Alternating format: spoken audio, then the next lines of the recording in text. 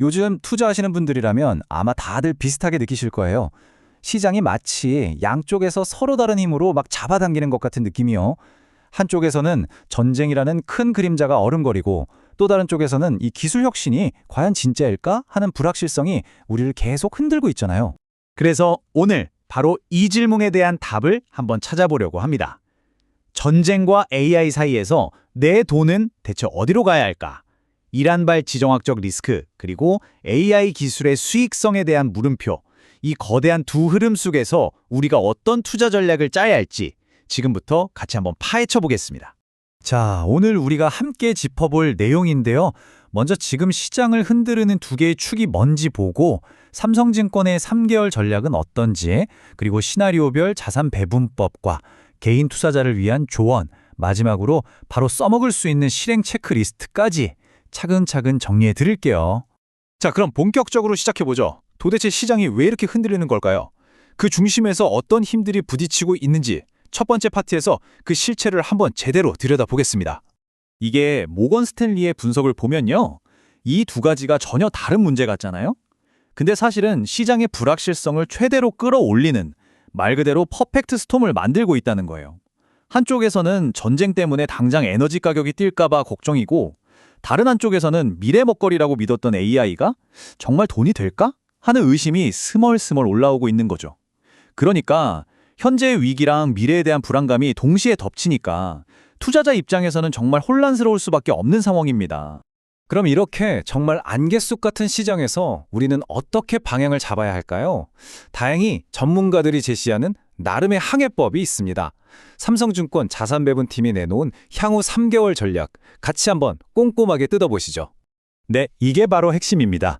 결론부터 딱 말씀드리면 시장을 떠나지는 마라, 주식 비중은 오히려 늘려라. 하지만 앞으로 길이 좀 험할 수 있으니 변동성 관리는 단단히 해야 한다. 바로 이겁니다. 표를 보시면 더 명확해지죠. 핵심 아이디어를 구체적으로 풀어보면 이래요. 앞으로 3개월은 주식 비중은 확대, 그러니까 늘리고요. 채권은 축소, 줄이는 겁니다. 현금은 일단 중립으로 두고요. 왜 채권을 줄이냐? 지금 유가가 불안하잖아요. 이 유가 불안에 가장 민감하게 반응하는 자산 중 하나가 바로 채권이거든요. 그래서 단기적으로는 채권 비중을 줄이는 게 유리하다, 이런 판단인 거죠. 바로 이 그래프가 지금 시장이 얼마나 혼란스러운지 딱 보여주는 그림입니다. 여기 보시면 막대 그래프, 이게 기업의 실제 이익 전망치거든요. 그리고 컷근성 그래프는 주가, 즉 시장의 기대감이에요. 근데 이 둘 사이에 틈이 엄청 벌어져 있죠. 무슨 말이냐면 실적은 좋은데 주가는 싼, 저평가된 업종이 있고 반대로 실적은 별론데 기대감만 잔뜩 껴서 비싼 업종이 막 섞여 있다는 뜻이에요. 이럴 때 필요한 게 바로 양쪽에다 투자하는 바벨 전략입니다. 싼 건 사고, 롱, 비싼 건 파는 숏 방식으로 위험을 관리하는 거죠. 그래서 핵심은 바로 이거예요. 포트폴리오를 한쪽에 쏠리게 두지 말고 양쪽 끝에 있는 자산들을 함께 담아서 균형을 맞추라는 겁니다. 왜 역도 선수들이 되는 바벨 있잖아요. 양쪽에 무거운 줄을 달아서 균형을 잡는 것처럼요. 한쪽에는 성장 가능성 높은 IT나 금융주를 담고 다른 한쪽에는 시장이 아무리 흔들려도 우리는 전기 써야 하고 가스 써야 하니까 꾸준하게 버텨주는 유틸리티나 산업재 같은 걸 같이 담는 거죠. 그런데요, 방금 본 전략이 만능은 아닙니다. 왜냐하면 모든 건 전쟁이 얼마나 갈까? 이 변수에 달려 있거든요. 단기에 끝날 때랑 장기전으로 갈 때랑 최적의 전략은 완전히 달라집니다. 자, 이제부터는 이 시나리오별로 어떻게 우리 전략을 유연하게 바꿔야 하는지 한번 살펴볼게요. 우리의 투자 계획은 전쟁이 얼마나 길어지냐에 따라 플랜 A와 플랜 B로 나뉘어야 합니다. 먼저 분쟁이 금방 끝난다, 이러면 시나리오 1이죠. 이럴 땐 기존 전략 그대로 주식 비중 확대 밀고 나가면 됩니다. 하지만 전쟁이 길어진다, 시나리오 2죠. 이러면 에너지 수입에 목매고 있는 우리나라나 유럽 같은 곳들은 타격이 엄청 클 겁니다.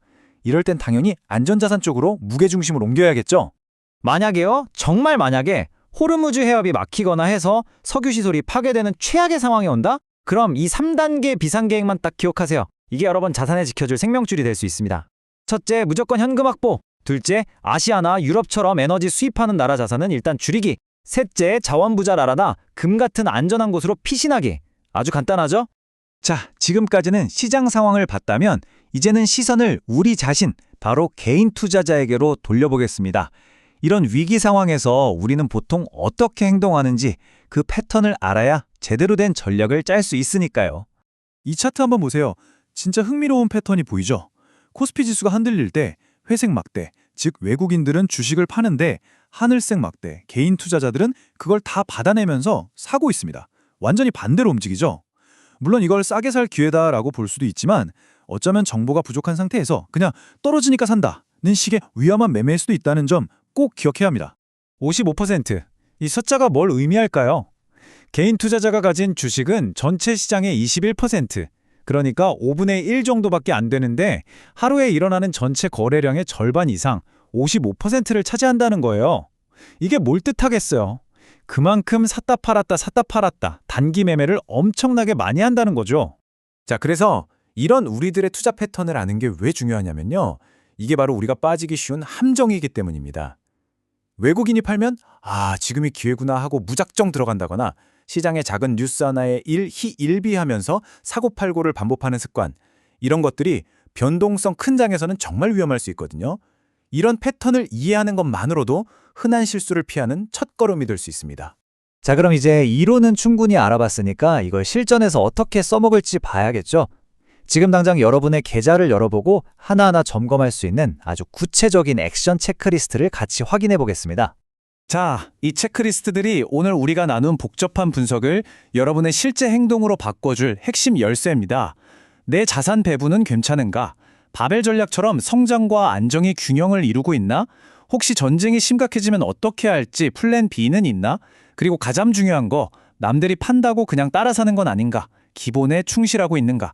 마지막으로 하루 15분이라도 내 포트폴리오를 차분히 들여다보는 습관, 이 6가지 꼭 한번 점검해 보시고 감정적인 매매가 아니라 전략적인 투자를 하는데 큰 도움을 받으셨으면 좋겠습니다.